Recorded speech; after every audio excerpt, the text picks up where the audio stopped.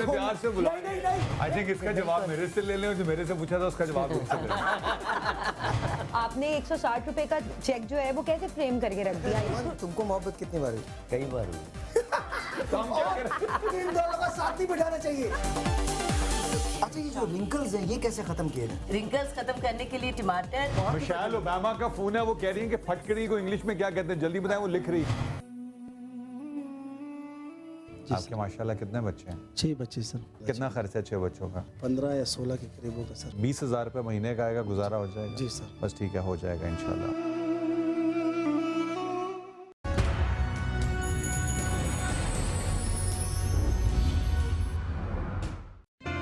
नए साल पे समा का तोहफा बहुत जल्द।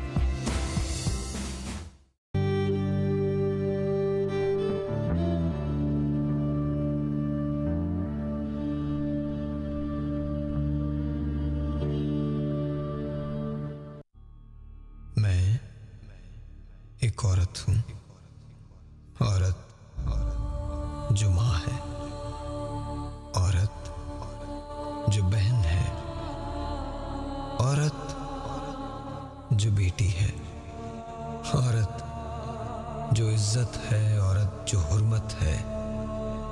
मगर इसी औरत के नसीब एक वीरान सा अंधेरा छोटा सा एक कमरा है जो उसके दिल के किसी खाने में होता है। उसी खाने से वो उभरती है और वहीं किसी टूटते हुए सितारे की तरह डूब जाती है। कोई नहीं जो फरियाद सुने, मेरा दिल बर्बाद सुने। अफसाना अब याद नहीं है, कहने को एक रिश्ता है मगर लफ्ज की सौगात नहीं है। दर्द है जो पनपता रहता है, जख्म है जो रिश्ता रहता है। कोई है जो मुझसे पूछ सके, कोई है जो मेरे दर्द को बांट सके, कोई है जो जान सके कि मैं बेटी भी हूं, बहन भी हूं, माँ भी हूं, इज्जत भी हूं, हुर्बत भी हूं। मगर इन सबसे पहले, सबसे परे इंसान भी तो हूं। मैं एक औरत हूं। क्या औरत इंसान नहीं है? Assalamu alaikum. Once again, a very good morning to you. It's one of those mornings that I never want to host a show. लेकिन it's morning all right. तो अस्सलाम वालेकुम। आई होप कि आप लोग आज मेरा शो देख रहे होंगे, बिकॉज बहुत इंपॉर्टेंट शो है। हम लोग बहुत बातें करते हैं। हम जिस माशरे में रहते हैं, ढकोसलेबाजी का माशरा है, झूठ का माशरा है, बकवास का माशरा है, हिपोक्रेसी का माशरा है। अफसोस की बात यह है कि हम इसके बावजूद भी इसी माशरे का हिस्सा बनते रहते हैं। आजकल हम लोगों ने पेट्रोलियम का तो हाल देख ही लिया है। पहले एक आदमी को वजारत सौंपी गई थी जिसने कौमी एयरलाइन को घाटे में उतार दिया था। अब उसे एक वजारत सौंपी गई है और 8 दिन से लोग 9 दिन से परेशान हैं पेट्रोल के लिए। एक दूसरे पे इल्ज़ाम तराशियाँ चल रही हैं। मुझे नहीं पता कि क्या है, हमने पैसे क्यों नहीं दिए? अगर हम मुसलमान हैं और पैसे किसी के लेते हैं तो वापस क्यों नहीं करते? ये भी समझ में नहीं आता मेरे। ऑन टॉप ऑफ एवरीथिंग, बाकी सारी चीज़ें तो अपनी जगह हैं। हमारे यहाँ प्रचार बहुत है। हम क्लेम करते हैं कि बेनज़ीर भुट्टो साहिबा हमारी वज़ीर आज़म थी। हम वो हैं जिसने औरत को वज़ीर आज़म बना दिया। मैं आज तक समझ ही नहीं पाया, औरत अगर जन्म दे सकती है तो वज़ीर आज़म क्यों नहीं बन सकती? औरत अगर आपको पढ़ा सकती है, माँ बन सकती है, बहन बन सकती है, बेटी बन सकती है, तो फिर वो और आपकी परवरिश कर सकती है और आपकी परवरिश के लिए वो 2-2, 3-3 जॉब्स कर सकती है, तो वो वज़ीर आज़म क्यों? ऐसा कौन सा तीर मार लिया आपने? ऐसी कौन सी बड़ी बात हो गई है? मतलब I just don't understand this. औरत को हमने कैटेगराइज कर दिया है फंक्शंस में। उसके अपने काम होते हैं, मुख्तलिफ काम होते हैं, और उस काम के अलावा हम उसको और किसी चीज़ में देखते नहीं हैं। अपना मतलब होता है तो उसी औरत को बिल्स देने के लिए लाइन में लगा देते हैं ताकि उसका नंबर पहले आ जाए। अपना मतलब जब होता है तो आई डोंट अंडरस्टैंड दिस। औरत कमज़ोर है तो उस पर हाथ भी उठा लेते हैं। अपनी सारी फ्रस्ट्रेशंस पूरी दुनिया की जमा करके शाम को ढूंढ के रख देते हैं उसको, और वो कंप्लेन नहीं कर सकती क्योंकि हमने उसको बचपन से ये सिखाया हुआ है कि उसने ये बताना है कि अगर तुमने अपने शौहर के खिलाफ बात की तो तुम्हारी बुराई है इसमें। वो शौहर जो 4 औरतों के साथ होता है, इट डजंट रियली मैटर, 4 औरतें वो रखता है और वापस आके उस औरत को, उसी औरत को घर बनाना होता है। वो घर जो औरत और मर्द का मुश्तरका होता है, लेकिन औरत घर बनाती है, औरत को काम पे भी निकाल देता है। और एक बार, माफ कीजिएगा मैं बहुत अजीब सी बात कर रहा हूं, एक बार अगर इस बात की आदत पड़ जाए कि आपकी औरत काम कर रही है और उसके बाद उसको आप छुड़वाना भी चाहें तो आप नहीं छुड़वाते, क्योंकि पैसा आ रहा होता है। हम एक ऐसे माशरे में जीते हैं, हम एक ऐसे माशरे में जीते हैं जहां हम बड़े आराम से कैटेगराइज करते हैं मर्दों को और औरतों को, एक दूसरे पे सबकत ले जाने की कोशिश करते हैं। आज ऐसी एक कहानी से मैं आपको मिलवाऊंगा। औरत जो एक माँ है, औरत जो एक बहन है, औरत जो एक बेटी है, औरत जो हुर्मत है, औरत जो इज्जत है, औरत ये सब कुछ है किताबों में। दरअसल औरत क्या है? क्या औरत एक काम करने की मशीन है? मैं ये नहीं कहता कि हम रिस्पेक्ट नहीं करते औरत की, बिल्कुल करते हैं, बिल्कुल करते हैं, लेकिन क्या हम जेंडर डिफरेंस नहीं रखते? हम रखते हैं। आज एक ऐसी कहानी है जो आपका दिल दहला देगी। लिटरली आज अगर आपने चैनल स्विच किया, आज मैं इसलिए नहीं कह रहा कि हमारी रेटिंग्स आएंगी, आज मैं इसलिए नहीं कह रहा कि मुझे नंबर्स मिलेंगे, आज मैं इसलिए नहीं कह रहा कि आप ग्लूड हो जाएंगे टेलीविजन से। आज अगर आप बड़ा दिल नहीं रखते तो मत देखें टीवी। आज आपका दिल बड़ा होना चाहिए टेलीविजन देखने के लिए। आज आपका जहन खुला होना चाहिए। और याद रखिएगा, समझ का ताल्लुक कभी भी दिमाग से नहीं हुआ, समझ हमेशा दिल से आती है। जब आप दिल को कुशादा करते हैं तो जहन बड़ा होना शुरू हो जाता है। तो आज आपको दिल कुशादा करना पड़ेगा। ये जो सो कॉल्ड हमारा माशरा है, जिसे हम इस्लामी माशरे का नाम देते हैं, यही वो लोग हैं जो फतवे लगाया करते हैं, यही वो लोग हैं जिनके हाथों में हमने अपना मजहब दे दिया है और उस मजहब के नाम पे वो कुछ भी कर लेते हैं, कुछ भी कर लेते हैं, किसी को भी कंडेम कर लेते हैं, किसी के खिलाफ भी बात कर लेते हैं। सवाल ये पैदा होता है कि हम कब तक इसको ऐसे ही चलाएंगे। आज एक ऐसी कहानी से मैं आपको मिलवाऊंगा। मेरे साथ मेरे मेहमान होंगे। चाय का कप उठाइए। आज सानिया पेशावर को भी 40 दिन हो गए। आज सानिया पेशावर, मैं उस रोज़ पेशावर में था जिस रोज़ ये हादसा हुआ। मैं गया था, उसी रात को हम पहुंच गए थे और हमने वहाँ 3 दिन गुजारे। And was horrible, it was horrible. मैंने वो फर्श देखा जहाँ खून था, मैंने वो किताबें देखी जो खून में लथपथ थीं, मैंने वो चश्मा देखा जो टूटा हुआ था, मैंने वो स्वेटर्स देखे जिसमें गोलियों के निशान थे, मैंने वो टेबल्स देखी जिस पे जा बजा खून लगा हुआ था, मैंने वो कमरा देखा जिस पे जा बजा ग्रेनेड्स के निशान थे, और फिर मैंने वो देखा जो मुझे नहीं देखना चाहिए था। बिलखती हुई माँओं को देखा, रोते हुए भाइयों को देखा, सिसकते हुए बाप को देखा। इन सब को हमने देखा सानिया पेशावर में। आज 40 दिन हो गए। 40 दिन के बाद हम अपनी अपनी जगह रवां दवां हैं। 16 दिसंबर 1971 को जब सुकूत ढाका हुआ था तो हमने सोचा था हम एक ऐसी कौम बन के उभरेंगे जिसकी मिसाल नहीं होगी। वाकई मिसाल नहीं है हमारी। हम अपनी मर्ज़ी से झूठ बोलते हैं और अपनी मर्ज़ी से उसे सच साबित करने की कोशिश में लगे रहते हैं। हम एक ऐसे माशरे में रहते हैं जहाँ सच बोलना न सिर्फ जुर्म है बल्कि उसकी सज़ा भी मिलती है। आप सच बोलने की कोशिश तो कीजिए। फिर भी तुम्हें एनीवे जो उसके साथ रहती थी वो वहशत याद आती है। वो कहता था कि हम दायम हैं और सब लोग फ़ानी हैं। आज सब लोग हैं, उसकी कहावत याद आती है। नॉर्मली ये शेर सलीम कौसर का मजाज के लिए होता है, मैंने ये कायद आज़म के लिए पढ़ा। लेडीज़ एंड जेंटलमैन, कायद आज़म जो कुछ बता के गए वो उनके साथ ही चला गया। अब जो कुछ बाकी है वो है जिसे हम बिलीव करते हैं। हम माने या ना माने, हम बैठ के कुछ भी कर सकते हैं। एनीवे, आज मेरे मेहमान हैं, हम उसी कहानी के बारे में बात करेंगे। क्या औरत पे जुल्म जायज़ है? मुझे तो समझ में नहीं आता कि हम इवन ये सवाल भी कैसे कर सकते हैं। लेकिन ऐसे माशरे में जहाँ ये हो कि कारोकारी जायज़ है, जहाँ उसको बता दिया जाए कि हाँ वो जायज़ है, तो वहाँ पर ऐसा ही टाइटल चलता। मेरे साथ तशरीफ़ रखती हैं फरहाना अवैस साहब। अस्सलाम वालेकुम जी, कैसे हैं आप? ठीक है, थैंक यू। सारिम बानी साहब, अस्सलाम वालेकुम सारिम। और फजीला काजी साहब, मैं उनको लेने जा रहा हूँ। अस्सलाम वालेकुम जी। आइए Fazila. Oh sorry, you okay? आइए प्लीज़, आ जाइए। ऑलराइट प्लीज शुक्रिया। आज इतने उदास होने की ज़रूरत नहीं है, थोड़ा सा अच्छे से रह के बात करेंगे, जितना भी अच्छा सा रहा जा सकता है आज के शो में। लेकिन बात करते हैं, लेट्स सी कि क्या होता है। आप भी अगर मुझे कॉल करना चाहें तो आज आप कॉल कीजिए, टिकट्स तो हम आपको दे ही देंगे, लेकिन आज कॉल कीजिए औरत का साथ देने के लिए। और मज़ा तब आए जब मर्द कॉल करे, मज़ा तब आए जब वाकई हम फ्लैग बैरियर बने। देखिए ये चीज़ें आहिस्ता आहिस्ता इसी तरह से बेहतर होंगी। आज जो मैं कहानी आपके सामने लेके आऊँगा, ऐसी कहानी आपने हर रोज़ देखी होगी, सुनी होगी, टेलीविज़न पे कम आई होगी, टेलीविज़न पे कम आई होगी। जब हम बात करेंगे तो बात से चीज़ें बेहतर हो जाएंगी। ऑलराइट, अस्सलाम वालेकुम जी, कैसी हैं? वालेकुम क्या ये टाइटल ठीक है, औरत पे जुल्म जायज़ है? बिस्मिल्लाहिर्रहमानिर्रहीम। जुल्म तो किसी पर भी जायज़ नहीं है। तो औरत तो अल्लाह रब्बुल इज़्ज़त की बहुत प्यारी बनाई हुई तख्लीक है, और नबी करीम सल्लल्लाहु अलैहि वसल्लम ने फरमाया था कि ये तोहफ़ा है मेरे लिए अल्लाह रब्बुल इज़्ज़त की तरफ से। तो तोहफ़े के साथ ये सलूक किया जाए तो बिल्कुल भी जायज़ नहीं है। तो ये कहना कि औरत के ऊपर जुल्म जायज़ है, बिल्कुल गलत है। औरत को अल्लाह रब्बुल इज़्ज़त ने बहुत इज़्ज़त का मकाम दिया है, और उसी में रहते हुए अगर हम अच्छा, हम ऐसा नहीं समझते, हमने जानबूझ के टाइटल रखा है। ऑनेस्टली हम ऐसा बिल्कुल नहीं समझते। हमने लोगों से जाके पूछा है और लोगों ने भी यही कहा है कि जायज़ नहीं है। फिर क्या वजह है कि जुल्म होता है? इसमें बस एक ही बात मैं कहूँगी कि हम लोग दीन से इतने ज़्यादा दूर होते जा रहे हैं।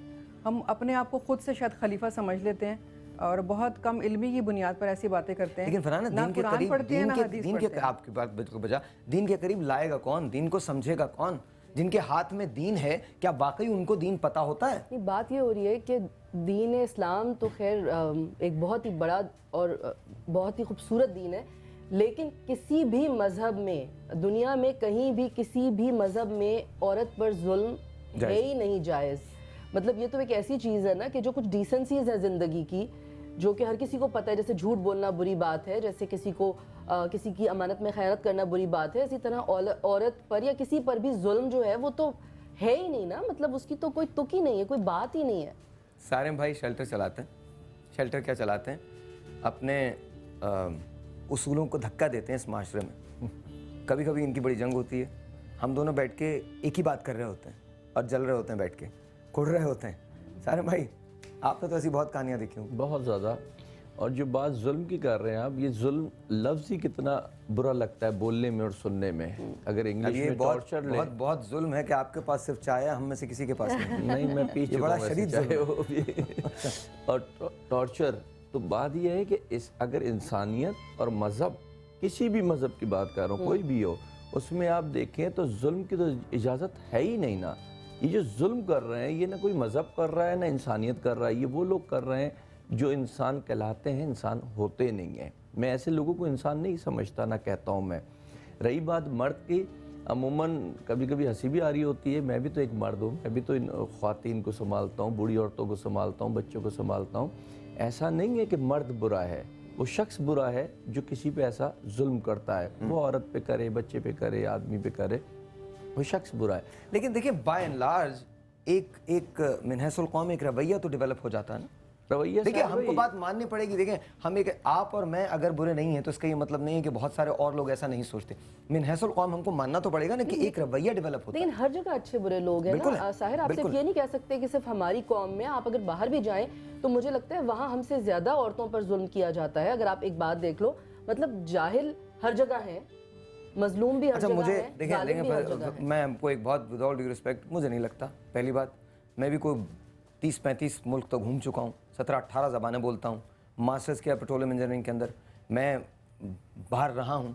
हम आई थिंक हम ये जो एक जुमला है ना, इससे मुझे बड़ा इख्तिलाफ है कि दूसरे मुल्क के अंदर ये होता है। अरे दूसरे मुल्क में जो भी होता है, हमारे मुल्क में क्या हो रहा है? नहीं, मैं एक बात कर रही हूं, हम कंपैरिजन करने लगते हैं। हमारे यहाँ बहुत ज़्यादा होता है, हमारे दूसरे मुल्क में बहुत कम होता है। लॉ है, लॉ की इम्प्लीमेंटेशन नहीं है। आप ये समझ सकती हैं कि क्या दूसरे मुल्क में आप औरत पे हाथ उठाएं और आप बच के चले जाएंगे? आप अमेरिका में औरत पे हाथ उठा के बच के चले जाएंगे? इसीलिए कि लॉ की इम्प्लीमेंटेशन है। यहाँ पे लॉ है मगर इम्प्लीमेंटेशन नहीं है। यहाँ कोई लॉ नहीं है, यहाँ कोई लॉ नहीं है। यहाँ अगर आप बडेरे हैं तो आपका लॉ है, यहाँ आप जिम्मेदार हैं तो आपका लॉ है, यही आपका लॉ है। ताकत इज माइट इज राइट है। एक टेलीफोन कॉल है, मैं वो ले लूं। हम टेलीफोन कॉल्स लेते हैं, आइए प्लीज कॉल कीजिएगा। आज अगर हम लोग इख्तिलाफ करें तो बुरा मत मानिएगा, इख्तिलाफ राय का हक सबको है। अस्सलाम वालेकुम।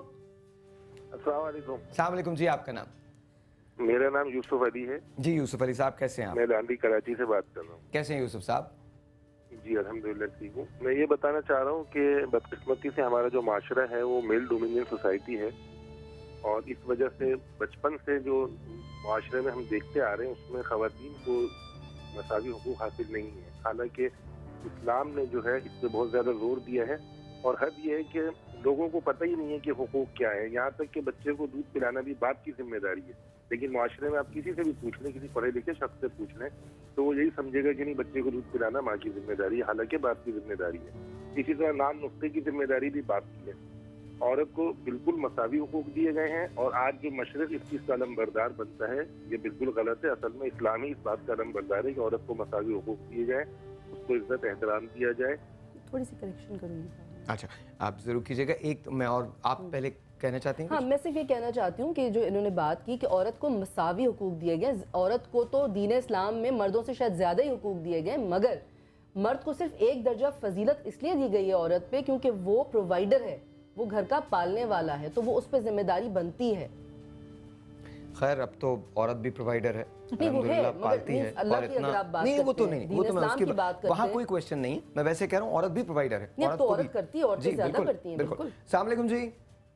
वालेकुम अस्सलाम। जी, आपका नाम? मैं सबा बात कर रही हूँ। जी सबा, बोलिए। जी, मैं भी इसी टॉपिक पे बात करना चाहती हूँ। जो औरत पे जुल्म होता है बहुत गलत बात है। मैं अपने जुल्म करना ज्यादती है तो जुल्म सहना भी ज्यादती है। साहिर जी, जब भी हम बात कर रहे थे कि हमें दीन के बारे में बताएगा कौन, तो दीन के बारे में तो अल्लाह रब्बुल इज़्ज़त ने बड़े वाज़ेह तौर पे सब हमें बता दिया कि कुरान मौजूद है, तो हमें किसी और के पास जाने की ज़रूरत नहीं। अगर हम ये समझते हैं कि हमें किसी के पास जाना है, कितनी खूबसूरत बात कही। तो कुरान पढ़ें, उसको समझें, तो हमें क्या ज़रूरत है कि हम दाएँ और बाएँ जाएँ। हम छोटी से छोटी ज़िंदगी गुजारने के जो मामलात हैं, अगर उसका भी हल चाहते हैं, कुरान में मौजूद है। देखिए, एक 4 क्लास पास 5 क्लास पास को डीजी में बैठा हुआ आदमी मुझे नहीं बता सकता कि मुझे मज़हब को कैसे समझना। It's as simple as that. मैं तो बहुत वोकल हूँ इस मामले में, बहुत ज़्यादा वोकल हूँ। I am being very very honest. इस्लाम दुनिया का सबसे एक ही मुकम्मल मजहब है, एंड दैट इज इस्लाम। और बहुत आसान है, और बहुत आसान है। आपको पता इसको समझने के लिए किसी रॉकेट साइंस की जरूरत नहीं है। आप कुरान करीम को पढ़ लीजिए, आप समझ जाएंगे। और हर जिंदगी के हर मामले का हल मौजूद है। बल्कि इन्होंने इतनी अच्छी बात की, अभी जो ये बात कर रही थी ना कि आपको अगर अपने हुकूक जानने, अपने फ़राइज़ भी जानने हैं, आपने आप कुरान शरीफ खोलें, आप मायनों से पढ़ें। पता है क्या होता था, मेरा अपना एक्सपीरियंस है ये। मुझे बीच में एक दफ़ा कुछ ऐसा लगा कि मुझे कुछ बात करनी चाहिए अपने हस्बैंड से, मुझे कुछ चीज़ें फील हुई, तो मैंने कहा जब आप डायरेक्ट बात करते हैं तो लड़ाई होती है, क्योंकि आपके पास कोई लॉजिकल बात नहीं होती है, आप ब्लेम गेम्स कर रहे होते हैं। तो मैंने कुरान शरीफ खोला, मैंने उसमें कुछ चीज़ें निकाली, मैंने पढ़ा अपने लिए, मैंने सूरह नूर पढ़ी। तो जब मैंने कैसे से बात की तो कुछ जगहों पर जब मैंने इस तरह से उसको दिया हवाला आयात का, तो आप यकीन करें वो मामला इतनी खुश उसलूबी से हल हो गया और इतनी आसानी से हो गया कि मतलब कोई ज़रूरत ही नहीं पड़ी ना किसी और चीज़ की या लड़ाई की। मुझे एक छोटा सा ब्रेक लेना है। ब्रेक के बाद जब मैं वापस आऊँगा तो आपकी मुलाकात करवाऊँगा अफशा से। अफशा की एक कहानी है, एक ऐसी कहानी जो मेरे ख्याल में, अगर मैं गलत नहीं हूँ, तो हर 7वीं 8वीं औरत की होगी। और मुझे यकीन है सारे भाई से इख्तलाफ करेंगे, इनकी तादाद में ये नंबर ज़रा कम है और कम है, लेकिन हर 7वीं 8वीं औरत की ये कहानी है। एक ऐसी कहानी जो आपको सोचने पे मजबूर करेगी, एक ऐसी कहानी जो वाकई आपका दिल दहला देगी। छोटा सा एक ब्रेक। आज सवाल है मेरा माशरे से, और ऐसा सवाल जो शायद मैं अपने आप से करता हूँ और बाकी तमाम लोगों से करता हूँ। छोटा सा एक ब्रेक, आपसे मिलते हैं ब्रेक के बाद।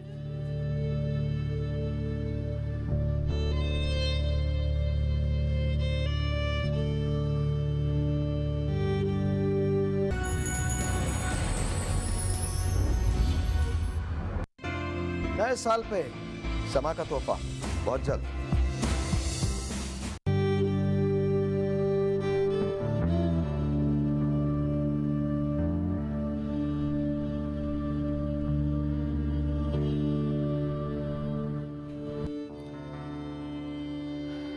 वंस अगेन जी, अस्सलाम वालेकुम। इससे पहले कि हम अफशा से बात करें, अफशा मेरे पास आ चुकी हैं। मैं आपको एक फुटेज दिखाना चाहता हूँ, एक पैकेज दिखाना चाहता हूँ जो अफशा के लिए हमने बनाया है। अफशा ने उसमें अपनी कहानी एक्सप्लेन की है। मैं चाहता हूँ आप इस पैकेज को देखिए। ये ओवरऑल व्यू है इनकी कहानी का। जब हम वापस आएंगे तो फिर आपको पता चलेगा कि हम क्या बात कर रहे हैं। Watch this.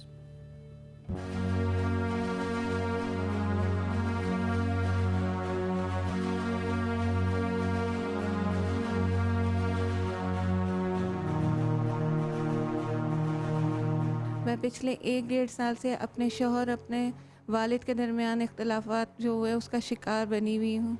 मेरे शौहर शेफ़ हैं, मैंने अपने वालिद के पास एक कसी रकम जमा करवाई थी। आज जब बुरा वक्त आया तो मैंने जब अपने वालिद से रकम का तकाजा किया तो मेरे वालिद ने वो रकम देने से इनकार कर दिया। मुझे आग करते हैं, मुझे मारते हैं, मुझे घर से निकाल देते हैं, मुझे घर में दाखिल नहीं हो। दूसरी तरफ मेरे शौहर को रकम की ज़रूरत है, वो मुझे तलाक देने की धमकी देते हैं कि उनको ये पैसा चाहिए। वो एक तलाक मुझे दे चुके हैं। मैं पिछले 1.5 साल से दर बदर घूम रही हूँ कि कोई इस मामले को हल करवा दें। आज मैं यहाँ समा टीवी पे साहिल लोधी के पास आखिरी उम्मीद लेके आई हूँ कि मेरी मदद करें, मुझे और मेरे बच्चों को सज़ाब से निकालें।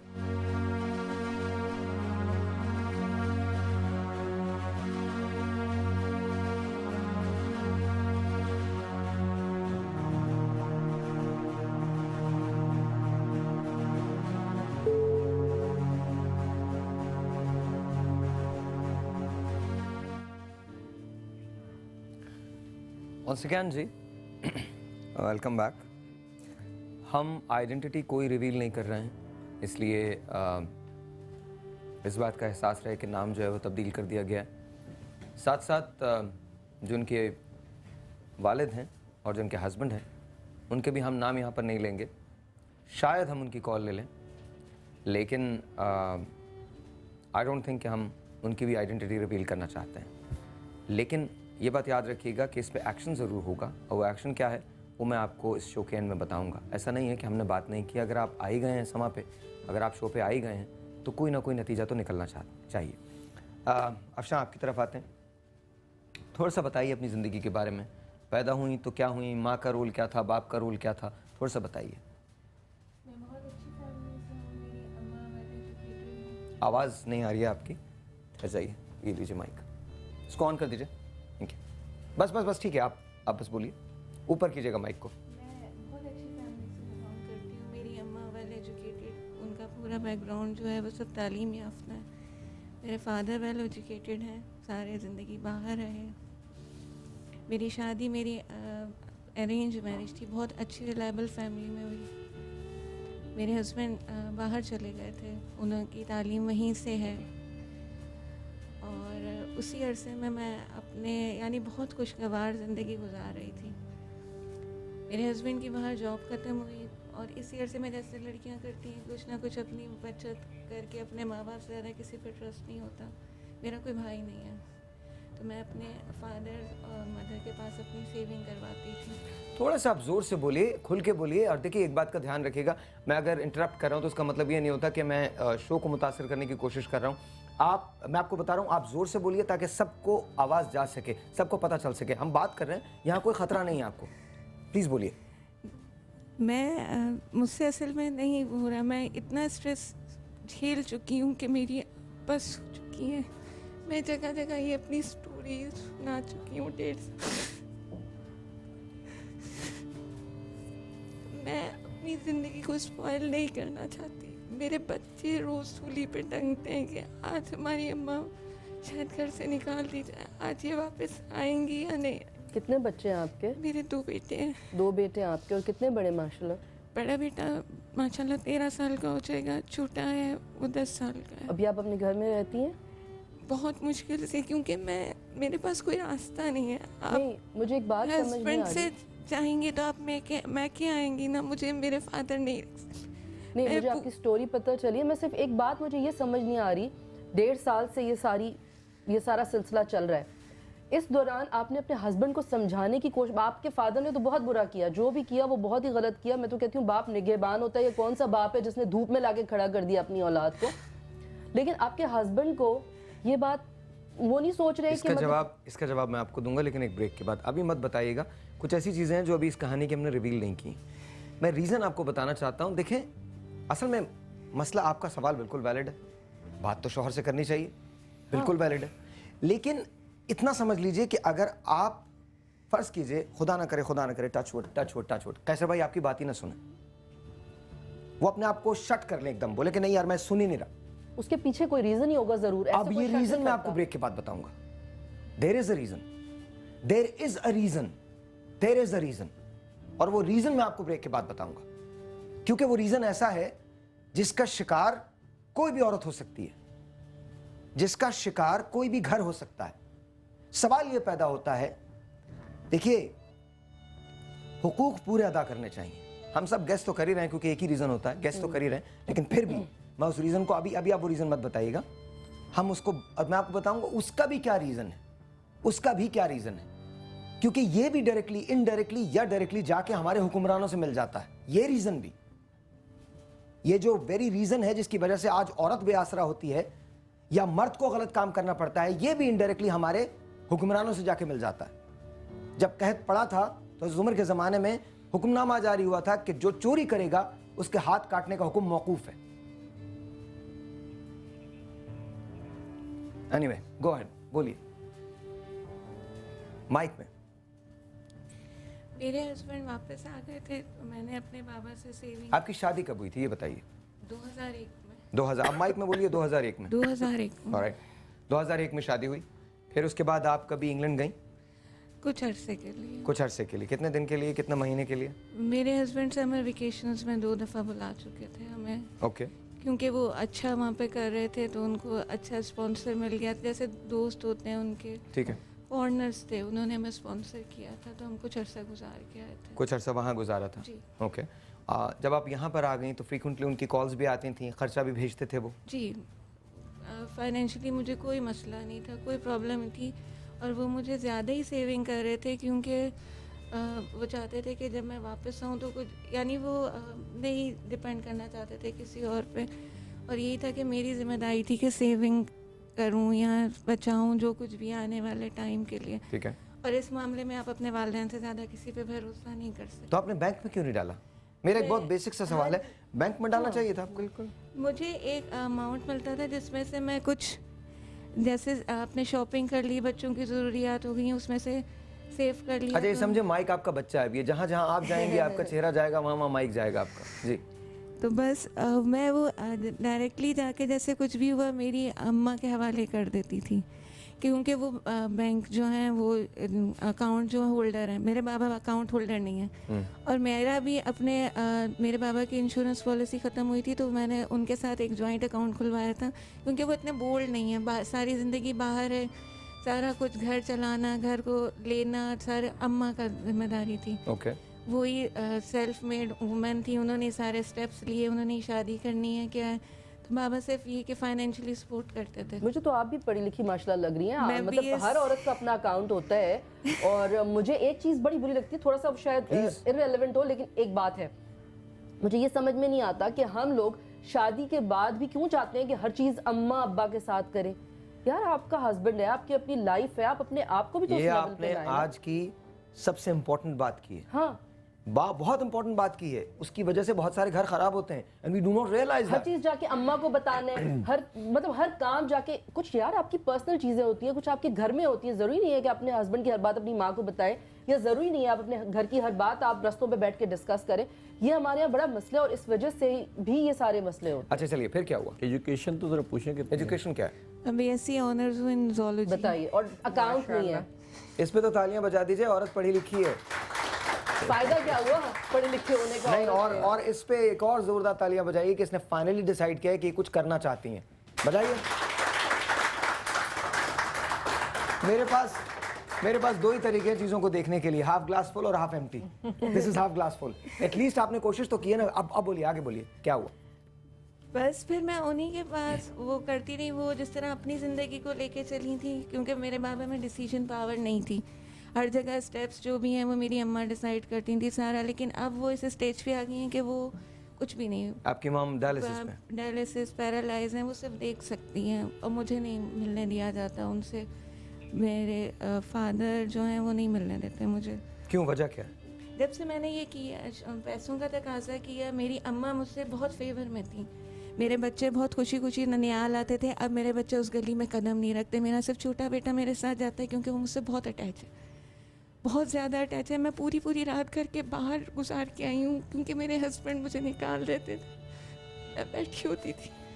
आपके फादर सगे? मुझसे हर कोई ये पूछता है। हाँ सीरियसली? अभी लास्टली हुआ है, मेरा पूरा मोहल्ला उसका गवाह है कि उन्होंने मुझे डंडों से मारा तो सामने वाले घर से औरतें चीखी। और आप इकलौती बेटी हो बस उनकी? नहीं, मेरी एक छोटी बहन है। और वो कहाँ है? घर पे। वो नहीं कुछ कहती?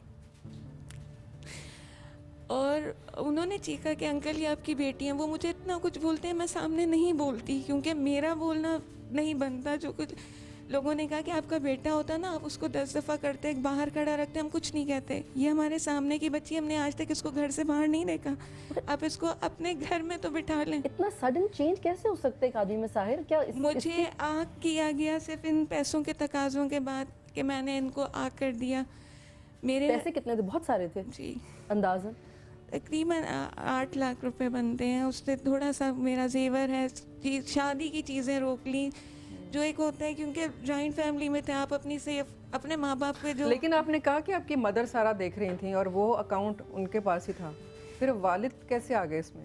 क्योंकि मेरी अब अम्मा जो है वो सिर्फ हम उनसे 2 साल पहले से लिख के बात करते थे। अच्छा, डायलिसिस पे हैं वो। आपकी लिप रीडिंग करेंगी, आपके साथ ज़्यादा टाइम गुजारेंगी तो आपकी आवाज़। वरना बेटियाँ माँ के पास जाती हैं तो बहुत सारी, मैं अपनी अम्मा से बहुत ज़रूरी सी बात लिख के कर सकती थी।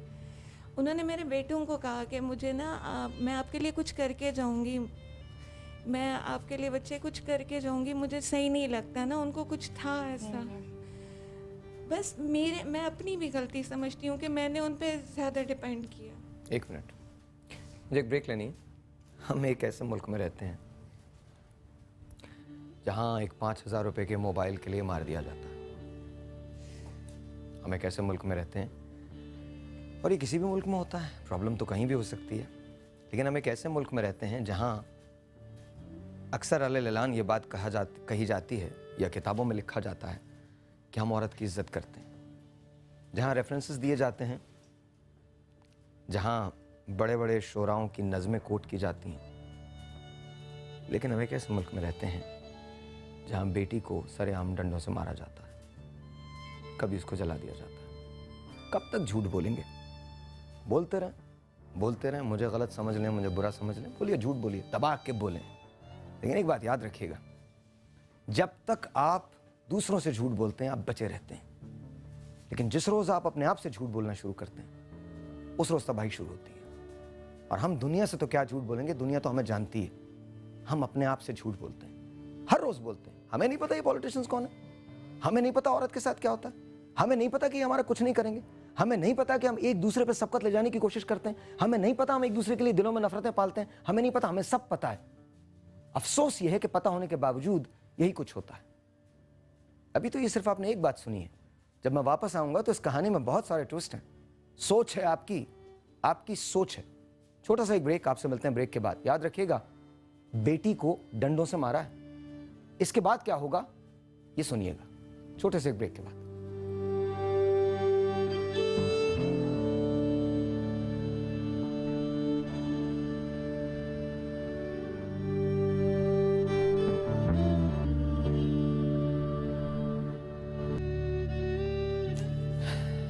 आज इंतहाई दुखी दिल के साथ हम यहाँ बैठे हैं।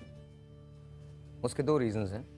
पहला रीज़न ऑब्वियसली आज का शो है, और दूसरा रीज़न सानिया पेशावर। आज उस बात को 40 रोज़ होगा। दिन तब्दील हुए, मौसम भी ज़रा तब्दील हो गया, लेकिन ज़ख्म अभी तक ताज़ा है। सवाल ये है कि इसके बाद क्या होना है? क्या आज हमारे सिक्योरिटी लैप्सेस नहीं हैं? क्या आज हमारे बच्चे महफूज हैं? क्या आज सब कुछ दुरुस्त हो जाएगा? We don't know. एक सरप्राइज़ है जो हमने आपके लिए भी रखा है इसी हवाले से, वो हम प्रोग्राम के एंड में आपके साथ शेयर करेंगे। लेकिन एक सवाल है मेरा अपने आप से, आपसे और हमारे माशरे से, कि कब तक हम एक दूसरे की यूं ही मदद करते रहेंगे? कोई तो ऐसी चीज़ होगी जिसकी रिस्पॉन्सिबिलिटी स्टेट भी लेगी, कोई तो ऐसी चीज़ होगी जिसको स्टेट ओन करेगी। स्कूल्स दोबारा खुल चुके हैं, क्या वाकई हमारे बच्चे सेफ हैं? किस तरह से बच्चों को स्कूल भेजा जाता है और भेजने के बाद क्या सोचा जाता है, ये इमेजिन कीजिए। अगर कहीं किसी जगह कोई लेटर आ जाए तो क्या होगा? कल फर्ज कीजिए कि किसी और नाउजुबिल्ला कल किसी और कॉलेज पे स्कूल पे हमला होता है, तो हम कहाँ जाएंगे? क्या हम तालीमी इदारों को बंद कर देंगे? क्या उसके बाद पढ़ेंगे नहीं?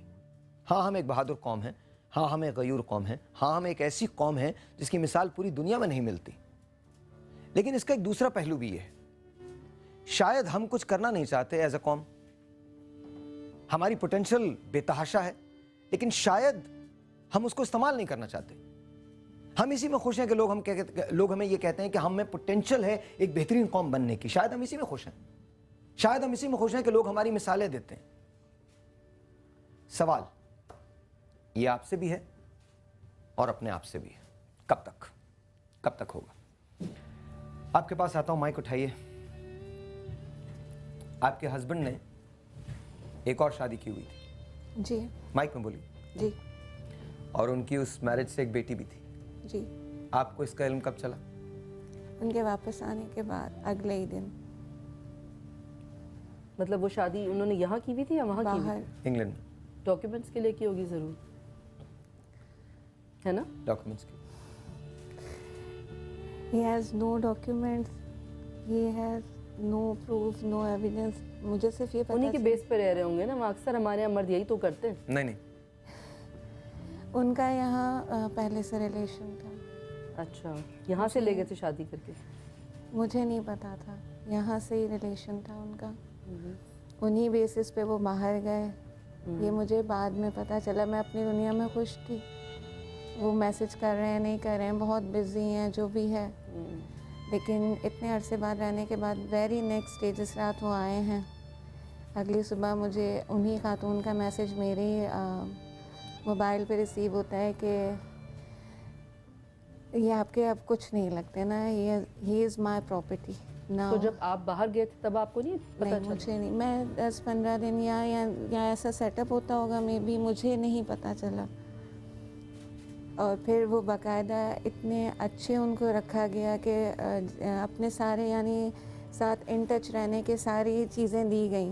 जो एक आम औरत, मैं अपने घर में थी, अपने बच्चों में खुश थी। लेकिन आपको भी पैसे वगैरह तो भेज रहे थे ना? भेज रहे देखिए, थे। अगर किसी की बुराई, एक ठीक है बुराइयाँ होंगी, लेकिन किसी की एक अच्छाई, देखें मैं ये नहीं कह रही कि कोई उन्होंने सही किया या गलत किया, मगर मैं ये कह रही हूँ कि मर्द 2 शादियाँ करते हैं, यहाँ पे 3 भी करते हैं, 4 भी करते हैं, क्योंकि वो फ़ौरन दीन को ले आते हैं वहाँ पे। तो उन्होंने जो भी किया बहरहाल, लेकिन वो आपको पैसे भेजते रहे, सब कुछ करते रहे, और आपके साथ जुल्म उन्होंने जब शुरू किया जब आपके फादर ने पैसे देने से इनकार कर दिया। हाँ, लेकिन ये उससे पहले, क्योंकि साहिर भाई ने मुझे आज कहा कि सारी बात खोलो, तो मैं आपको ये बताना चाह रही हूँ कि वो एक ग्लैमरस वर्ल्ड से जब वापस आए, मैं उनको एक सीधी सादी औरत, घरेलू खातून मिली। अब मुझ में और वहाँ रहने में एक फ़र्क आया। उनके यानी इतने ज़्यादा उनको रखा गया था कि वो बहुत अच्छे आईफोन, गैलेक्सी, नेट ऑन हो गया, लैपटॉप, यानी हर टाइम। एक बात बताओ, आपके फादर को पता है कि आपके हस्बैंड ने दूसरी शादी की हुई है? उन्होंने मुझे इसका भी ब्लेम दिया, यानी आप रो के जाते हो उधर, तो मुझे उन्होंने इसका भी ब्लेम दिया। पता है क्या मसला यही है कि औरत के साथ जो भी प्रॉब्लम हो रहा है, हर मर्द उसका फ़ायदा उठा रहा है, जो मुझे ये लग रहा है। इनके फादर ने सोचा कि उसने दूसरी शादी कर लिया, बदला ऐसे ले लूँ कि पैसे दबा लूँ। वो सोच रहे होंगे कि चलो अब मुझे दूसरी बीवी मिल गई है तो मैं इससे ऐसे जान छुड़ाऊं कि इसके बाप ने पैसे खा लिए तो इस पे जुल्म करूं। मेरा तो ख्याल है ये सारी बातें कितनी उलझी हुई हैं, आप बिठा के ना दोनों को सामने बात कर लें कि आप चाहते क्या हैं आखिर। मुझे एक तरफ तलाकनामा, एक जगह तो बाप से पूछने कि आपकी बेटी को तलाक हो जाएगी, आप रख लें अपने घर में। नहीं, वो कहते हैं अब ये बात बोलिएगा, इनके वालिद ने एक बड़ी बात कही है, और वो बात क्या है वो मैं आपको इस ब्रेक के बाद बताऊंगा। आई डोंट थिंक कि कोई बाप अपनी बेटी को ये कह सकता है, एंड आई गारंटी यू, आपको भी मैं ये कह रहा हूँ कि आपके वहमो गुमान में वो बात नहीं।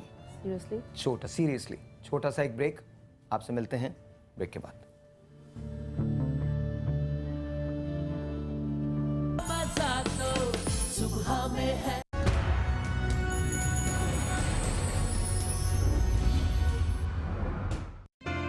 नए साल पे समा का तोहफा बहुत जल्द।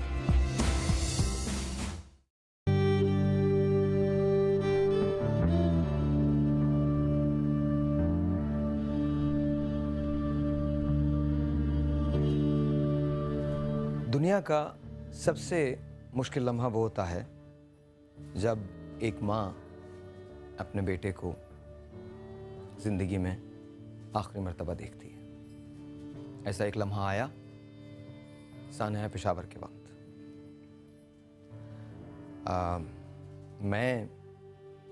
हमारे पास दोनों चीज़ें रेडी हैं। पहले आई थिंक वो गीत लगवा दीजिए। एक चीज़ पे मुझे बहुत ज़्यादा खुशी हुई है, ISPR ने एक नगमा बनाया है और सानिया पेशावर की बात है। मैं चाहता हूँ कि यहाँ जितनी माएँ हैं सब इसको गौर से देखें। हमें बहैसियत कौम पाकिस्तान पे फ़ख्र है, अपने बच्चों पे फ़ख्र है। 16 दिसंबर सकूत ढाका का दिन था, 1971 साल था। 16 दिसंबर 2014 पाकिस्तान मुत्तहिद हो गया, क्योंकि 148 बच्चे उस रोज़ शहीद हुए। मेरे पास जब ये आई थी तो इनके साथ इनका छोटा एक बेटा है जो ऐसे चिपक के चलता। ये दोनों बैठ के मेरे सामने रो दिए थे, और जब ये रो रही थी तो बच्चा चुप करके इनकी शक्ल देख रहा था। इमेजिन कीजिए कि आप अपने बच्चे को आखिरी मर्तबा देख रही हैं और उसके बाद आप उसे कभी नहीं देखेंगे। हम शहीद मिल्लत गर्ल्स कॉलेज गए थे। रीज़न वहाँ हमने इसलिए चलाया क्योंकि अगर औरत माँ बन जाती है तो उसके मर्तबे बुलंद हो जाते हैं। Please watch this.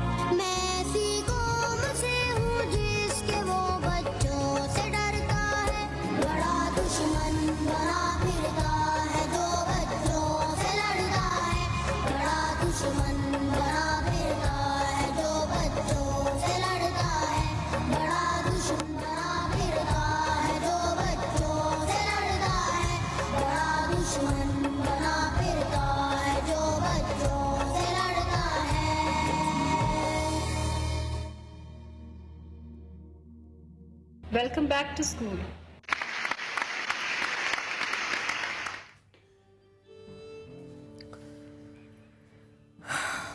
जब बेटों की बात आती है तो औलाद तो आपकी भी है। आपको ख़तरा उनके स्कूल जाने से नहीं है, आपको ख़तरा ये है कि वो घर में रहते हैं तो उनके पास खाने तक को भी नहीं होता, सर्दी में बाहर निकाल दिया जाता। बताइए। इनके फादर ने एक बात कही इनके बारे में कि मैं इलाका गैर में ले जाके तुमको बेच दूंगा।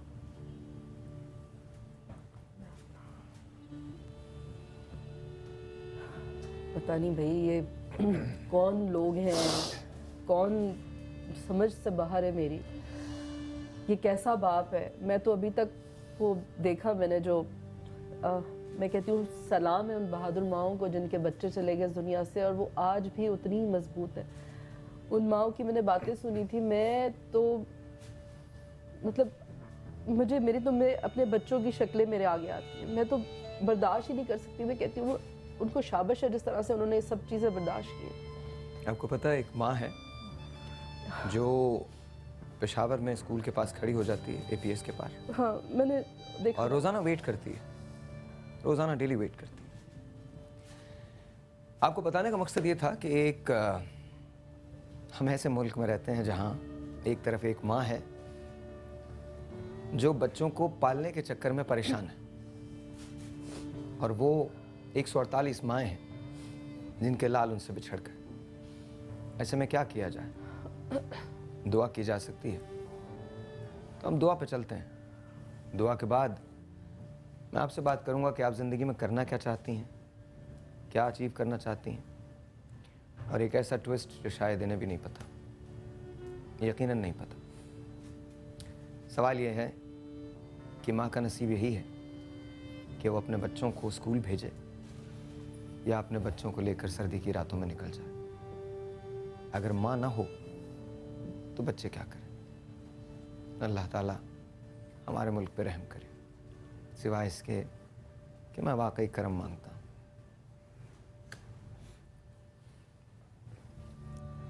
सब मिलकर आमीन कहिएगा। दुआ के चंद अशार पढ़ूंगा और उसके बाद दुआ करम मांगता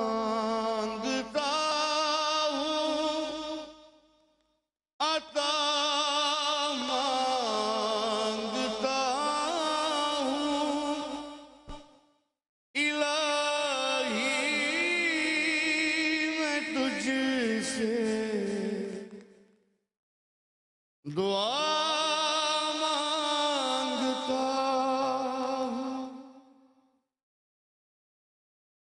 अता कर तू शाने करीमी का सदका,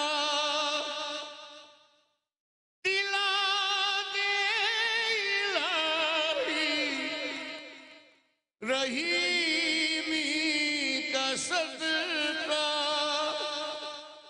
न मांगूंगा तुझसे तो मांगूंगा किससे, तेरा हूँ मैं तुझसे दुआ मांगता हूँ, करम मांगता हूँ, इलाही हमेशा दो मसरूर रखना, बला से हमको सदा दूर रखना, परेशानियां को घेरे हुए हैं, परेशानियों से पनाह मांगता हूँ, करम मांगता हूँ,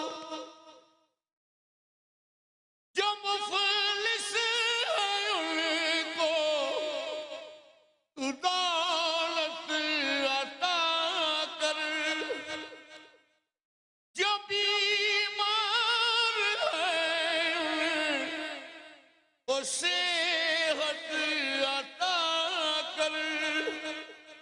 मरीजों की खातिर शिफा मांगता हूँ इलाही मैं तुझसे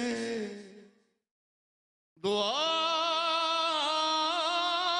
मांगता हूँ।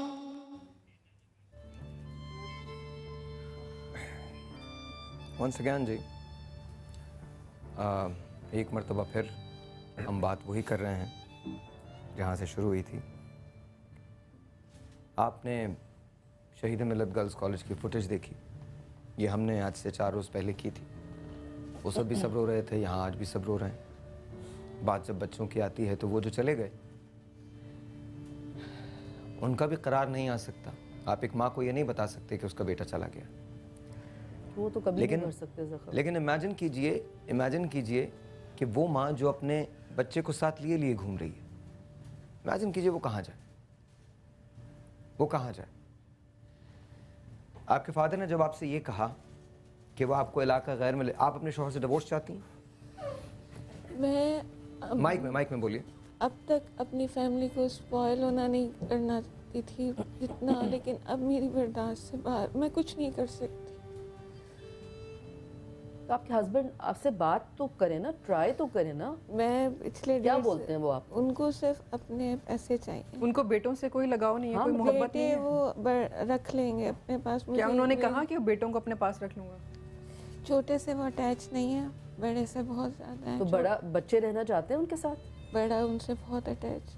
मुझे यानी नींद में होता है सोते हुए, जब मुझे कह दिया जाता है आप जाओ ये करके आओ, तो वो नींद में किसी पहर उठ के मुझे आके कहेगा आप जाएंगी, आप वापस आ जाएंगी ना।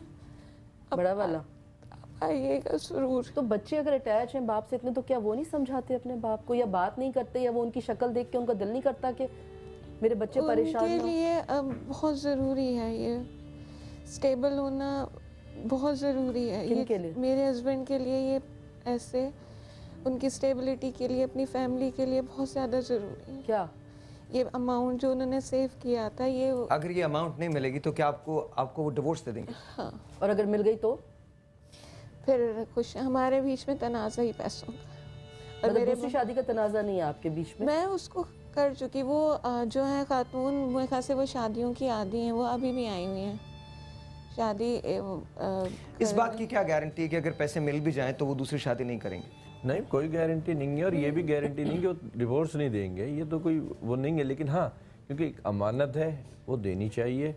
और साहिर भाई, जो मुझे इतनी देर सुन के लगा है ना, वो ये लगा है मियाँ शायद इतना बुरा नहीं है जितना बुरा वालिद है। मेरे बाबा ने इसका घर वालिद की वजह से तबाह हो रहा है, मुझे यही फील हो रहा की वजह से नहीं कि हो वो तो पैसे देता रहे, भेजता रहे, ताकि अपने बच्चों के फ्यूचर के लिए जमा करे, वो बच्चों को भी प्यार कर रहे एतबार था ना। लेकिन क्योंकि इनके वालिद ने इतनी ज्यादती की कि बेटी के आप पैसे, बेटी के अपने मिनी दामाद के आप पैसे खा गए हैं। नहीं, लेकिन मुझे जो बात समझ में नहीं आ रही है, वो आप बिल्कुल बजा कह रहे हैं, मुझे जो बात समझ में नहीं आ रही है, जो मेरे सेंस नहीं बनाती, वो नहीं बनाती।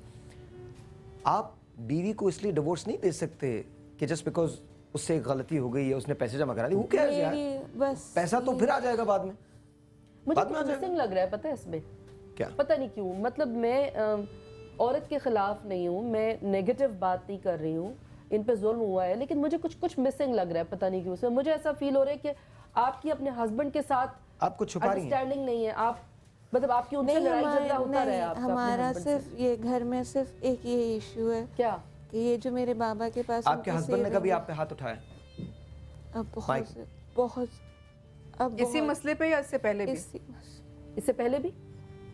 और जब दूसरी शादी की इससे पहले तो वो रहते ही नहीं थे इनके साथ? नहीं थे, मतलब जितने से भी रहे वो कह रही हैं कि अच्छे तरीके से रहे, अच्छे रहे, फिर चेंज आया। लेकिन ये हमारे घर में बेसिक चीज उन्होंने अपनी अना का मसला बना लिया शायद इसको। हाँ, बना अभी वो नहीं, आपने जो मुझे एक बात कल बताई थी, मुझे मैं चाहता हूँ, देखें, हम अगर बात को अवॉइड करेंगे तो हम अवॉइड कर सकते हैं, बिल्कुल अवॉइड कर लें। The thing is he wasn't there with her, इतने साल वो उनके साथ थे ही नहीं, तो क्या मारेंगे? पहला चांस मिला तो उठा के मारना शुरू कर दिया। तो आई डोंट नो हम किस बात को अच्छा कह रहे हैं। हम इस बात को अच्छा कह रहे हैं कि एक मर्द ने उठा के एक औरत को मारना शुरू कर दिया, वो पहले रहता नहीं था, अब वो रहता है, और 8 लाख रुपए चूके नहीं मिले इसलिए उठा के उसकी एक बात है, देखिए, उसने अगर वो तलाक देना चाहता तो वो एक साथ भी दे सकता था। बड़े जज्बाती किस्म के मर्द होते, उसने अभी तक एक तलाक दी है। अगर तलाक दे देते तो पैसा कहाँ मिलता? फिर तो खत्म। नहीं मगर देखिए वो बात लेकिन साहिर मैं भाई की सही उसी है ना। बीच में हूँ ना कि आपको मिलता है नहीं, यानी मुझे रोज़ ये कहा जाता है कि ले आए, कोई ऐसी बात हो जाए। Mike please. तो बात यही है कि अगर मैं आज कर दूं कि बस आप उनसे बोले अच्छा ठीक है मैं पैसा ले आती हूँ, आप लिख के दे देंगे, उसके बाद आप तलाक नहीं देंगे, गारंटी भी तो हो ना कोई कि मतलब आप पैसा नहीं, मैं एक बात कर रही हूँ, अगर एक मर्द सिर्फ पैसे की वजह से तलाक दे रहे हैं। देखें बात ये है कि जो मुझे समझ में आ रही है कि अगर इसके वालिद, आपको पता है इनके बच्चे जो हैं अभी एक्सपेक्ट करने लगे हैं कि इस बात पे अम्मी की पिटाई हो जाएगी। हाँ वो नहीं ये मैं फ्रीक्वेंसी बता रहा हूँ आपको। वो नहीं मैं आपको वैसे सही फ्रीक्वेंसी बता रहा हूँ, मुझे अपनी समझ जगह में नहीं कि आता वो मर्द जो हाथ उठाते हैं। I just don't understand. खैर हाथ उठाना तो औरत पे है ही, औरत पे क्या किसी पे भी हाथ उठाना गलत है, किसी भी मजहब में नहीं आप किसी पे ऐसी बात नहीं है। कोई अगर आपसे मर्द से बात करता है तो हाथ बिल्कुल, मैं खुद हाथ उठाता हूँ, ऐसा कोई मसला नहीं का जिक्र है, लेकिन मर्दों पे अपने ताकत के मुताबिक हो ना कि आप बराबर हो। हाँ ये थोड़ी कमजोर भी आप मेरे हाथ उठाएं। बच्चों के लिए ये रूटीन हो गया है कि अब मेरी अम्मा जो है वो बच्चे साइड पे चले जाते हैं, वो एक सेकंड क्या वो किसी भी बात पे बिल्कुल धुनक के रख देते हैं और फिर बच्चे थोड़ा सहम जाते हैं तो उनको कहते हैं इट्स ओके, खेलो आप, क्यों क्या हुआ, क्या बात कर रहे थे हम। साइकोलॉजिकल है इशू कोई उनके साथ, इट्स ओके आप करो। बच्चे थोड़ा सा इट्स नॉट ओके किसी को मारना और बच्चों को ऐसे बोलना। अब करते हैं, अब इतना ज्यादा ये हो चुका है कि मैं शायद मुझे लग रहा है वो बंदा बर्दाश्त नहीं कर पा रहा कि उसके पैसे जो हैं, मेरा एक सवाल है, पैसे भी कोई इतना बड़ा एक सेकंड है कि लोगों के लिए मुझे बताइए रोज पिटाई होती है? मैं जिस दिन आपने मुझे बुलाया था लास्टली सैटरडे फ्राइडे को मैं नहीं आ सकी थी, मेरे साथ मुझे इतना मारा क्या था। वैसे मैं एक बात बताऊं, जो आदमी हाथ उठाए मारे ना उसको तो वैसे ही छोड़ देना चाहिए। एक सेकंड, रोज मैं जानना चाहता हूँ इस बात। छोटी छोटी बात पे इशू वही होता है, तुमने मेरी ज़िंदगी हेल बना दी बिकॉज ऑफ यू। तुम्हारी ज़िंदगी की वजह से मैं स्टेबल नहीं कर पा रहा, तुम्हारी गलती, तुम्हारे वालिदैन, तुम्हारे ये, यानी मैं उधर जाती हूँ तो मेरे बाबा कहते हैं तो रोज़ का मसले तलाक करते हैं, दे देगा तलाक क्या हो जाएगा। मैं तो और हंस के उन्होंने बात मुझे बाखुदा बोली, पहली बात मेरी बहन ने बोली कि हमने आपका बहुत अच्छा इंतज़ाम किया हुआ, तुम क्या सोचती थी, तुम यहाँ आ जाओगी तो हम तुम्हें बैठ के खिलाएंगे। मैंने कहा ऐसे क्या। फिर मुझसे मैं डायरेक्टली मेरे बाबा ने बोला कि मैं ज़ाहिर है मुझे आपको इतने पैसे तो नहीं मिलेंगे जितना आप अब कमा रही तो नहीं रही हैं। आपके हस्बैंड कमाते हैं, अभी जॉब करते हैं? नहीं अभी जॉबलेस है, थोड़ा अर्सा पहले ही छोड़ी है। अभी आपका अपना घर है जिसको आपने बात सुनी है इसकी?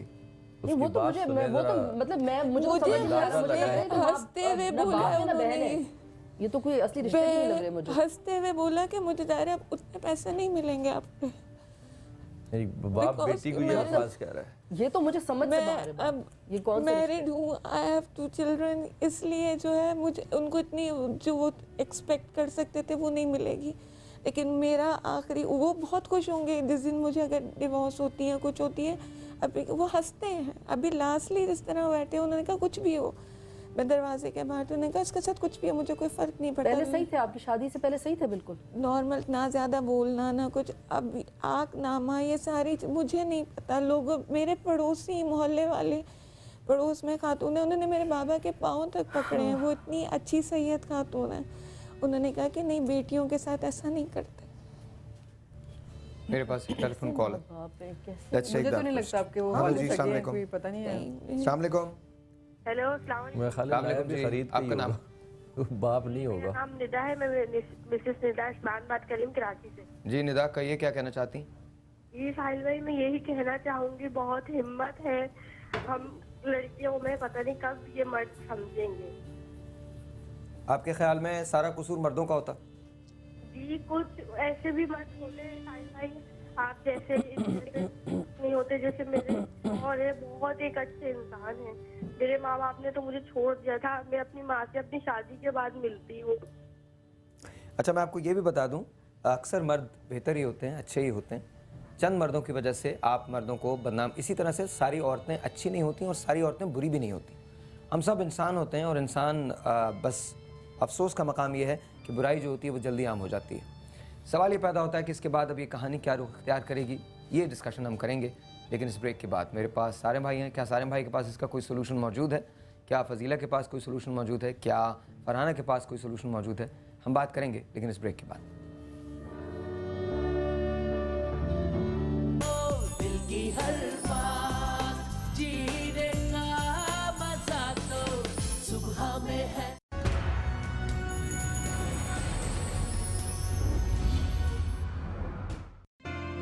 नए साल पे समा का तोहफा बहुत जल्द।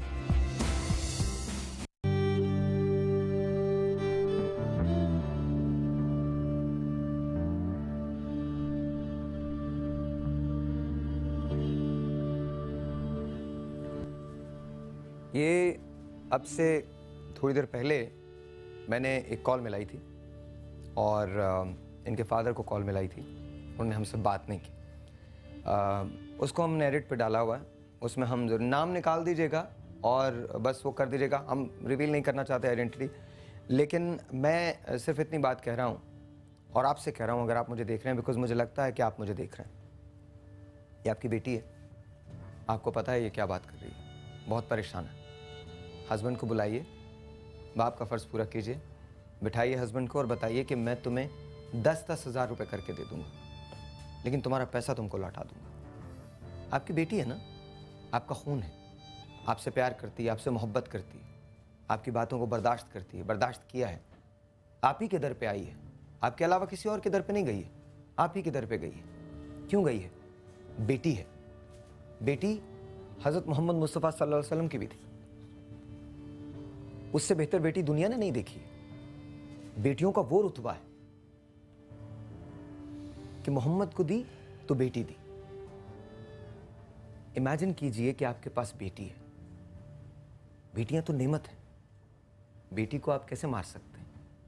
बेटी को आप कैसे कह सकते हैं कि वो एक दरवाजे पे बैठी रहे? आप नहीं कह सकते। तो मेरी आपसे रिक्वेस्ट है, अगर आप इसको सुन सकते हैं, मैं आपके साथ वर्क करने को तैयार हूँ। आइए, बैठते हैं, बात करते हैं। आप हमारे शो पे आइए, हम वी कैन रेज फंड्स, कोई ऐसा मसला नहीं, कोई ऐसा मसला नहीं। लेकिन you have to understand this कि इस तरह से बेटियों को बेघर करना अच्छा नहीं है। क्या मैसेज दे रहे हैं आप इनके हस्बैंड को? ये मैसेज दे रहे हैं कि तुम भी निकाल दो, मैं भी निकाल देता हूँ, ये कहीं भी जाए। ये मैसेज जा रहा है तो ये गलत है। ये आप ही का खून है। आप जब ये छोटी सी थी, आपने से गोद में उठाया होगा, प्यार किया होगा। ये आज भी आपकी तकलीफ पे तड़पती है। आपका अपना रिलेशनशिप आपके फादर के साथ कैसा था बचपन? बहुत अच्छा। बहुत अच्छा था, बहुत सही था। बहुत। तो पैसे की वजह से ये सारी खराबी हुई? जी, शादी के 13 सालों बाद आकनामा, ये सारी चीज़ें बहुत अच्छा चल रहा था सब कुछ। जब पैसों का तकाजा हुआ और उन्होंने इस तरह के सर्कमस्टेंसेस क्रिएट किए कि यानी इस तरह किया कि बस मैं वहाँ से कट डाउन हो जाऊँ, कुछ भी हो, यहाँ आ जाऊँ। यानी मैंने अभी लास्टली भी उनके पाँव पकड़े। मेरे साथ बहुत सारे लोग गवाह हैं उसमें कि मैं उनके पाँव पकड़ के बोल रही हूँ, बाबा प्लीज़ सॉल्व आउट कर दें इस चीज़ को, प्लीज़, मेरा आपके अलावा कोई नहीं सॉल्व कर सकता। उन्होंने एक झटक दिया मेरा, मैंने पाँव पकड़े, माफ़ी मांगी। आपको जो चीज़ है, मैंने बहुत सारे लोगों के सामने, जो मेरे मोहल्ले वाले सारे थे, कि बाबा प्लीज़, मैंने हाथ लगाए, एक दफ़ा नहीं, कितनी दफ़ा। तो उनका बेटा भी कोई नहीं है ना? मुझे हैरत इस बात में कि बेटा भी कोई नहीं है, सिर्फ ये 2 बेटियां हैं। क्या ऐसा तो नहीं है कि उन्होंने जो पैसे जमा कराए वो इनकी अम्मी के इलाज पे खर्च हो गए और वो उस चीज़ को? स्टेबल फैमिली है, आप पैसे वाले लोग हैं? स्टेबल फैमिली है, कार डिज़ाइनर है, कारोबार है आपके अब्बू का? बहुत अच्छी जॉब करते। अभी थोड़ा अर्सा पहले छोड़ी है, सारी ज़िंदगी बाहर हैं। मतलब उनके पास पैसा है वैसे भी? Stable family. ऐसा भी देखा, कार डिजाइनर है, तो समझ नहीं आ रही। Car designer. आप मुझे बताइए, आप क्या सोचती हैं फरहान? वो देखिए, अगर आप दीन के पॉइंट ऑफ व्यू से बात करेंगे तो हर इंसान जो कि मुसलमान है उसको ये पता होना चाहिए कि हमारे आका सल्लल्लाहु अलैहि वसल्लम ने अपने बहुत सारे मौक़ों पर ये बात बताई कि जिसके पास जो अमानत में ख़यानत करता है उसका ईमान ही नहीं है, और जो अपने अहद को पूरा नहीं करता उसका दीन ही नहीं है। तो वो ये सोचे कि मैं मुसलमान हूँ और मुझे अल्लाह को जवाब देना है, मैं उस नबी रहमत सल्लल्लाहु अलैहि वसल्लम का मानने वाला हूँ कि जिनकी बेटी जब तशरीफ़ लाती थी तो वो अपनी चादर बिछा दिया करते थे उनके लिए, और एक बेटी नहीं 4-4 बेटियाँ थीं, उनसे यही मोहब्बत किया करते थे। और आप ही फरमाया करते थे ना कि जिसने 2 बेटियों को अच्छे तरीके से तालीम उसको दी, उनकी शादियाँ की, उनके घरों में आबाद किया, तो वो मेरी दूसरी उंगली के बराबर होगा। तो जो आपके लिए रहमत है, जो आपकी बख्शिश का सामान बन जाएगी, उस बख्शिश को आप धक्का दे रहे हैं। मतलब ये है कि आप दीन से दूर हैं, क्योंकि अगर आप कुरान पढ़ रहे हैं तो कुरान में वाज़ेह तौर पे लिखा हुआ है सूरह बकरा में आयत नंबर 282 में कि अगर कोई लेन देन करते हो तो लिख लिया करो, और अगर तुम लिखना पढ़ना नहीं जानते तो किसी ऐसे शख्स को बीच में ले आओ जो लिखना पढ़ना जानता हो। लेकिन वो लिखने वाला काम है वो अल्लाह रब्बुल इज़्ज़त ने फरमाया कि वो शख्स लिखवाए जो ले रहा है। अब आप इस बारीकी पे गौर कीजिएगा कि भाई मैं ये पैसे ले रहा हूँ वो अपनी तरफ से लिखवाएगा, देने वाला नहीं लिखवाएगा। ये अल्लाह ताला की शान और रहमत है कि वो उस दूसरे बंदे को प्रोटेक्शन दे रहा है इस तरह से कि लिखने वाला ये लिखवाए कि मैं ले रहा हूँ उससे ये चीज़ और मुझे ये वापस करनी है। और फिर फरमाया कि 2 गवाह बना लो उसमें, और अगर 2 मर्द गवाह नहीं मिलते तो 1 मर्द और 2 औरतों को ले आओ कि अगर एक भूल जाए तो दूसरा उसको याद दिला दे। यानी हमारा दिन हमें इतनी आसानी देता है कि मामलात चाहे माँ बाप से हों, बहन भाइयों से हों, रिश्तेदारों से हों, दोस्तों से हों, लेकिन अगर हम मामूली सी भी कोई चीज़ ले रहे हैं तो और हमें वापस करनी है तो हम उसको लिख लें। और हमें हमारे आका क्या बता रहे हैं कि अगर तुम अमानत में ख़यानत करते हो तो तुम्हारा ईमान ही नहीं है। और आपने फरमाया कि मोमिन जो है वो ना तो झूठ बोलता है ना अमानत में ख़यानत करता है, यानी ये 2 बुराइयां हो ही नहीं सकती मोमिन में। तो हम कौन से मोमिन की बात कर रहे हैं? अगर आपके बेटों को ले लिया जाए आपसे और आपको डिवोर्स कर दिया जाए, मैं बहुत वर्स्ट केस सिनेरियो पूछ रहा हूँ आपसे। फ़र्ज़ कीजिए कि आपके बेटों को ले लिया गया आपसे, वर्स्ट केस सिनेरियो, क्या करेंगे आप?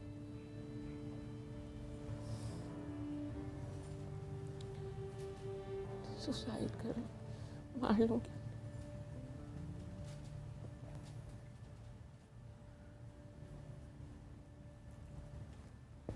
आपको पता है ज़िंदगी एक बार मिलती है और ये जो आप बात कर रहे हो ये तो बहुत ही, ये चीज़ें नहीं हो सकती।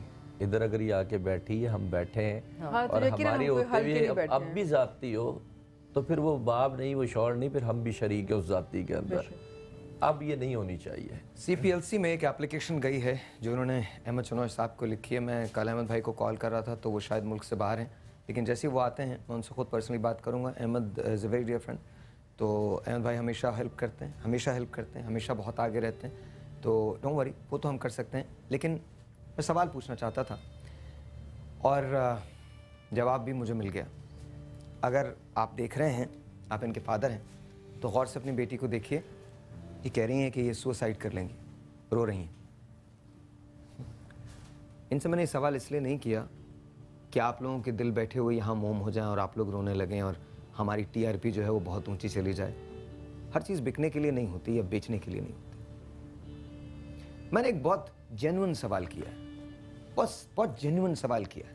एक बेटी से, एक बीवी से, एक माँ से बहुत जेन्युइन सवाल किया है कि मैं, अभी सानिया पेशावर याद है ना सबको, उन माओं की हालत देखिए। मैं इससे ये कह रहा हूं कि इनके बेटे मरेंगे नहीं, लेकिन इनके बेटों को छीन लिया जाए। बाप छीने और शौहर छीने। इमेजिन कीजिए उस मां के दिल पे क्या गुजरेगी। पहला क्या जवाब था? पहला जवाब ये था कि ये खुदकुशी कर लेंगी। मुझे नहीं पता सर आप देख रहे हैं मुझे या नहीं देख रहे हैं। अगर मुझे देख रहे हैं तो मैं आपके आगे हाथ जोड़ता हूँ, लिटरली हाथ जोड़ रहा हूँ। ये हाथ जोड़ रहा हूँ मैं, इसको देख लीजिए, ये हाथ जोड़ रहा हूँ। आप पठान हैं, सो एम आई, मैं भी पठान हूँ, मैं भी पठान हूँ। तो एक पठान दूसरे पठान से कह रहा है क्या है यार, this is wrong, this is wrong, ये गलत है, ये गलत है। मैंने इनके फादर की कॉल मिलाई थी, उन्होंने हमसे बात नहीं करना चाहिए, वो देख रहे थे शो। आप सबके सामने था, ये आप सबके सामने हुआ, आप सबके सामने हुआ। हमने इनको ज़रा कैमरे में ये भी ले लीजिए ताकि कल को कोई ये बात ना कर सके कोई हम खामा में कोई गलत बोल रहे हैं या कोई गलत बयानी से काम ले रहे हैं। आप कसम खा के बताइए कि कोई चीज़ भी प्लान है? ईमानदार हाथ उठाइए, हाथ उठाइए। हमने हर चीज़ ओरिजिनल की है, यहाँ पर आपके सामने की है। ऑलराइट, अब वो कॉल ज़रा लगाइए, वो कॉल, वो रिकॉर्डिंग दिखाइए जो है।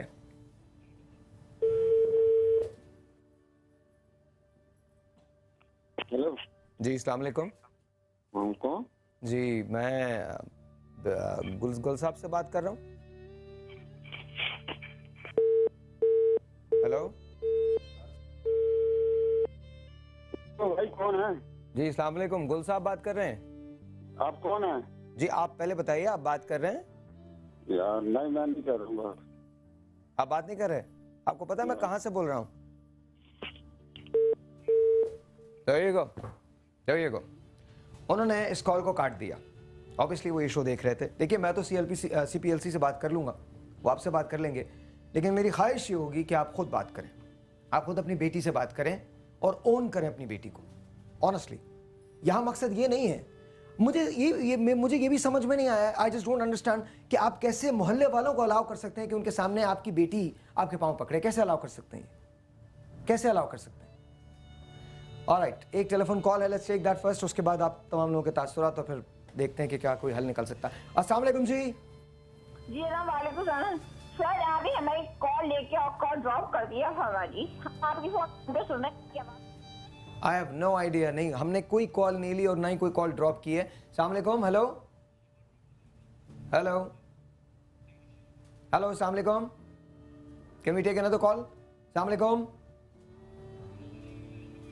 अच्छा, लाइन के अंदर कोई इशू आ रहा है जी। सारे भाई क्या कहते हैं ऐसी सूरत हाल में, क्या इनके लिए, क्या आपने बहुत सारे ऐसे केसेस देखे हैं, क्या करना चाहिए?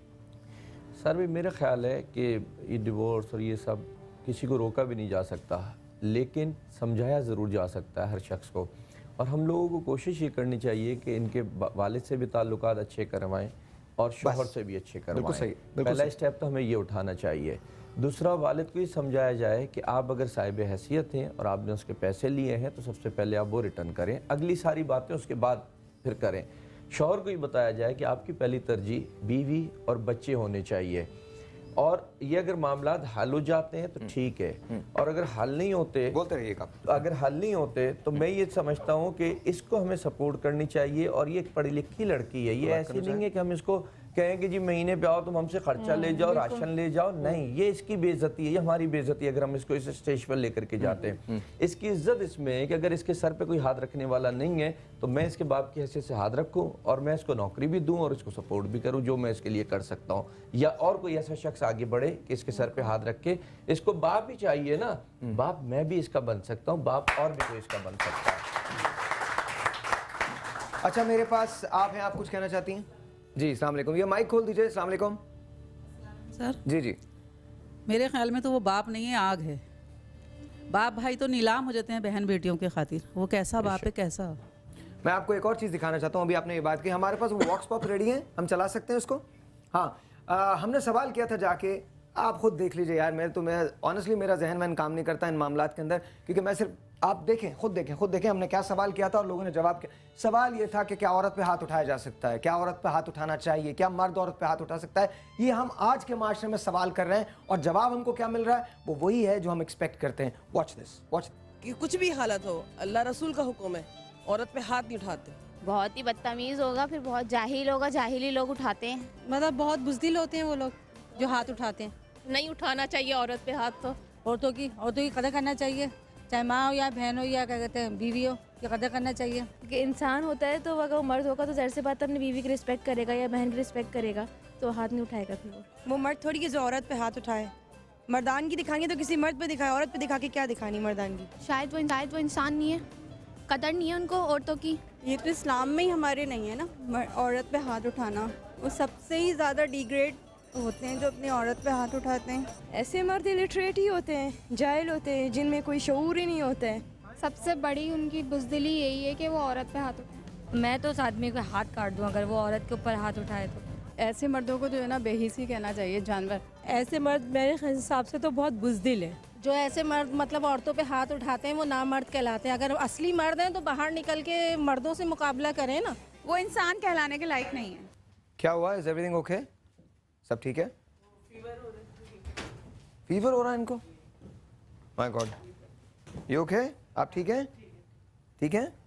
पानी चाहिए? पानी चाहिए? पानी दीजिए, पानी दीजिए। Is she all right?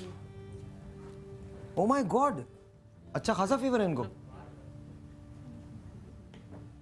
तो ये आई क्यों यहाँ पे? ये आपसे मिलने के लिए।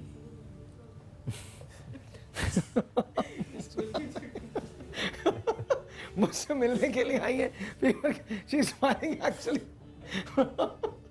I don't get it. अच्छा चलिए मैं आपको वॉइस मोबाइल दे रहा हूँ, हाथ मिलाइए मुझसे प्लीज, हाथ मिलाइए। गॉड, इनको वाकई लिटरली इतना फीवर है, it's unbelievable. Literally just like, कितना आपको 103 जैसा तो होगा, 102 103 फीवर तो होगा। सुबह से 5 मिनट में तैयार हुई है ना, आने के लिए छोड़ के आ रही थी पापा के नया पास। वर्ल्ड रिकॉर्ड है, एक खातून 5 मिनट में तैयार हुई है। वैसे मैं आपको एक बात बताऊं, ये SMS आपकी हुमैरा के पास भी है। मैं सारी रात से जागी हुई हूँ क्योंकि मुझे सारी रात बुखार था, 103 बुखार था मुझे और थ्रोट इन्फेक्शन हुआ था। मैंने रात को SMS किया हुमैरा से, मैंने कहा हुमैरा मुझे माफ़ कर दो, मैं बहुत तबीयत ख़राब है मेरी, मैं दवा लेती हूँ, अगर मैं ठीक हो गई तो मैं सुबह आ जाऊँगी।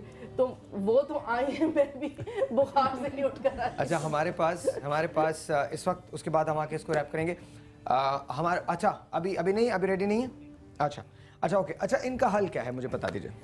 यार जैसे सारिम भाई ने भी बोला, मुझे इनका हल यही लगता है कि एक तो हमें इनके फादर से और इनके हस्बैंड से बात करनी चाहिए। अगर वो इनकी बात नहीं सुन रहे तो कोई तरीके का बंदा, आप हैं, ये है, कोई भी ऐसा बंदा, वो उनसे जाके बात करे और उनसे उनका असल मसला पूछे कि उनके साथ इशू क्या है। एक तो हम एक तरफ की कहानी सुन रहे हैं ना, हमें दोनों तरफ की बात सुननी चाहिए, हमें उनका भी इशू सुनना चाहिए और फिर हमें इस मसले को सॉल्व करना चाहिए। देखिए बाप भाई कोई भी बन जाता है, वो मसला नहीं, मगर मसला ये कि जब है वो रिश्ते तो उनको ट्रैक पे लाया जाए। बिल्कुल, मैं इन दोनों की बात को आगे बढ़ाऊंगी कि इसका यही हल है कि दोनों को बिठाकर बात की जाए और किसी चीज़ को बढ़ाया ना जाए बल्कि उसको ख़त्म करने की कोशिश की जाए। सारे भाई वही जो मैंने कहा, मैं दोबारा कहूँगा कि इसको अगर अल्लाह करे, वही बात है जो बहन ने कही कि जो बाप है वही बाप रहना चाहिए, लेकिन अगर वो बाप नहीं है तो उसको तो बाप चाहिए। एक दूसरा ये कि इसको जॉब की असल ज़रूरत है। ये वो उस पढ़ी लिखी लड़की है, इसको अगर मैं बोलूँ कि ये मंथली ले जाइए, आप बोले, कोई बोले, वो जेब नहीं देता मेरा ख्याल है। क्यों बोले? ये खुद कमा सकती है, शादी की हम इसको नहीं, जिसने इसकी जिम्मेदारी उठाई है। तो अच्छा एक काम करते हैं, या तो आप सारिम भाई की ऑफर कबूल कर लीजिएगा या हमारी ऑफर कबूल कर लीजिएगा, लेकिन हम दोनों ही आपको जॉब देने के लिए तैयार। जो इसके लिए बेहतर हो। मैं तो ये कहूँगा कि मेरे पास बेहतर है तो मेरे पास, आपके पास। अरे मैं तो कहती हूँ उसके मियाँ को पकड़ के जूते मारे, उससे बात करे, भाई तुम्हारा मसला क्या है, नई जिम्मेदारी उठा सकते हो तो बताओ, ताकि फिर नहीं ज्यादा बात जो है ना वो बच्चों के मसले की है। देखिए बच्चों के मुस्तकबिल की बात है, अगर इस मामले को बढ़ाने के बजाय बिठाकर बात की जाए और उसको सुलझाने की कोशिश की जाए। देखिए सिर्फ इनकी जॉब का मसला नहीं है, जब ये जॉब करेंगी तो तब भी बेटों का इस वक्त जो है वो उनको बात की जरूरत है। एक बात कही थी लास्ट शो में कि तलाक मियाँ बीवी में होती है, माँ बाप में नहीं होती। बच्चों को माँ बाप दोनों चाहिए, तो इसको हमें सॉल्व करना बच्चों की वजह से अगर आप सॉल्व करना। मेरे पास फैजान है अभी इस सिलसिले में, इसको हम ओपन एंडेड छोड़ रहे हैं। ये पहली एपिसोड है, दूसरी एपिसोड इंशाल्लाह वो होगी जहां पर बाप भी इनके बैठेंगे और हस्बैंड बैठेंगे और इनका पैचअप हो जाएगा। दूसरी एपिसोड आई एम होपिंग कि ये हो। ये पहली एपिसोड है, इसको मैं यहाँ खत्म कर रहा हूँ। पेशावर चल रहा हूँ मैं इस वक्त, DSNG पे लाइव है हमारे साथ फैजान। मैं उनसे बात करना चाहूँगा। हेलो फैजान। जी अस्सलाम वालेकुम फैजान, कैसे हैं आप? ठीक है, वालेकुम सलाम, शुक्र है अल्लाह का। अच्छा फैजान मुझे ये बताइए, इस वक्त आज शोहदा का चेलम है, तो बताइए कि क्या वहाँ पर इस वक्त क्या असरात क्या है, वहाँ पर किस किस्म के जज्बात हैं? जी आज शोहदा का चेलम जो है वो CM हाउस में मनाया जा रहा है। 1 बजे का टाइम दिया गया है। 1 बजे के टाइम पे ये तकरीब जो है CM हाउस में मुनक्किद की गई है। वालिदैन जो है काफ़ी नाराज़ थे क्योंकि जब इमरान खान आया था 28वें रोज़ आर्मी पब्लिक स्कूल, तो वालिदैन ने प्रोटेस्ट भी किया था, तो वालिदैन काफ़ी नाराज़ थे। कल वालिदैन ने इसी हवाले से एक मीटिंग बुलाई थी, दुआइया तकरीब भी की है और साथ ही साथ कुरान ख़वानी भी वालिदैन कर रहे थे। वहाँ पे अचानक जो है वो इंफॉर्मेशन मिनिस्टर आए जहाँ पे उन्होंने वालिदैन से ताज़ियत की। ताज़ियत के बाद उन्होंने आज के चैलम में वालिदैन को दावत दी। तो पख्तूनों की रिवायात है, जब किसी के घर में कोई बंदा आ जाए और उनसे ताज़ियत कर ले तो वो उसे माफ़ कर देते हैं। तो उन्होंने माफ़ करते हुए आज चेलम में बाकायदा शिरकत का ऐलान भी किया है। आज तकरीबन तमाम वालिदैन को दावत दी गई है और वो इसमें शिरकत करेंगे। साथ ही साथ जो बच्चे ज़ख्मी हुए थे और जो बच गए थे उनको भी जो है इसमें दावत दी गई है, आज वो चेलम में शिरकत करेंगे। ये भी बताते चलूँ कि सूबाई हुकूमत ने आज आम तातील का भी ऐलान किया है। सूबे के अंडर जितने भी सरकारी दफातर आते हैं वो भी बंद हैं, तमाम तालीमी इदारे भी आज बंद किए गए हैं। चेलम में इमरान खान CM और काबीना के दीगर वज़रा भी इसमें शिरकत करेंगे। 1 बजे का टाइम है, CM हाउस में ये तकरीब जो है वो मुनक्किद की गई है। जी चलिए फैज़ान बहुत बहुत शुक्रिया, थैंक यू सो मच। मैं कहना चाहता हूँ कि ये जो हम एपिसोड कर रहे हैं ये पहला एपिसोड था, दूसरा एपिसोड आप इसका बहुत जल्द देखेंगे। अब हम जब जाते जाते मैं सिर्फ पेशावर की बात करना चाहता हूँ। उस रोज़ पेशावर पाकिस्तान था, पाकिस्तान पेशावर था। आज इस बात को 40 दिन गुजर गए। आज के बाद क्या पेशावर याद रहेगा? क्या हम जिक्र करते रहेंगे? क्या ये ऑपरेशन जारी रहेगा? क्या हमारे बच्चे महफूज रहेंगे? ये सारे वो सवालात हैं जो मुझे आपसे पूछने हैं, आपको मुझसे पूछने हैं और हमको एक दूसरे से पूछने हैं। इसमें बाकी लोग क्या करेंगे तो मैं आपको चलते चलते एक छोटी सी बात आपके साथ शेयर करूं। एक छोटे से आदमी को मैंने इतनी सी बॉटल लिए पेट्रोल के लिए भागते हुए देखा है, लाइन लगाते हुए देखा है। उसके घर में उसकी बेटी की तबीयत ठीक नहीं है, बेटी की उम्र 11 माह है। वो कहता है कि पता नहीं अगर बहुत तबीयत ख़राब हो जाए तो मैं इसे लेके अस्पताल कैसे जाऊंगा। लेकिन ये वो सानेहा पेशावर है जो हमारे साथ हर रोज़ होता है।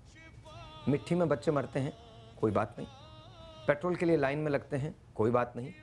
एम्बुलेंस रुक जाती हैं वीआईपी मूवमेंट की वजह से और लोग दम तोड़ देते हैं, कोई बात नहीं। टारगेट किलिंग में मारे जाते हैं, कोई बात नहीं। 14 अगस्त हम उसी खुशी से मनाएंगे, 25 दिसंबर उसी खुशी से मनाएंगे। 23 मार्च को एक मरतबा फिर उन्हीं लोगों के बयानात पढ़ेंगे जो लोग हम पे हाकिम हैं और वो बातें करते हैं जिनका हमसे या हमारी ज़िंदगी से कोई ताल्लुक़ नहीं होता। सवाल ये है उन फंड्स का क्या होता है जो एलोकेट कर दिए जाते हैं। सानेहा पेशावर सिर्फ पेशावर का नहीं है, ये सानेहा पाकिस्तान है। वो बच्चे जो चले गए, ये बच्चे हमको मुत्तहिद कर सकते हैं, ये बच्चे हमको सही रास्ते पे डाल सकते हैं, ये बच्चे हमको बता सकते हैं कि हम वाकई अपने मुल्क को बेहतर करें। हमको सिर्फ बेहतर KPK नहीं चाहिए, बेहतर पाकिस्तान चाहिए। और बेहतर पाकिस्तान उस सूरत में होगा जब हर फर्द इस सानेह को महसूस करेगा और इससे कुछ सीखने की कोशिश करेगा। वरना इसी तरह से शोज़ होंगे, इसी तरह से मैं होऊंगा, इसी तरह से आप होंगे। साल बदलेंगे, दिन कभी नहीं बदलेगा। छोटा सा एक ब्रेक आपके और मेरे दरमियान कल सुबह तक का। तब तक के लिए पाकिस्तान जिंदाबाद।